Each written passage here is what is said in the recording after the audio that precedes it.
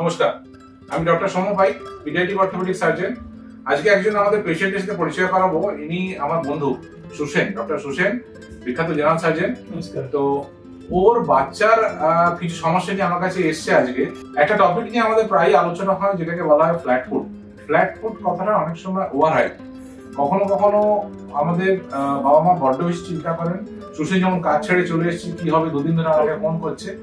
তো flat foot দেখি নাও, ভালো বলছি না, খারাপ নয়, কিন্তু ফ্ল্যাট ফুটের বেশিরভাগ হয় ফ্লেক্সিবল ফ্ল্যাট ফুট, যেগুলো 5 to 10% রিজিড ফ্ল্যাট ফুট, যেগুলো ট্রিটমেন্ট লাগে। ফ্লেক্সিবল ফ্ল্যাট ফুটের বেশিরভাগ ক্ষেত্রে কোনো ট্রিটমেন্ট লাগে না।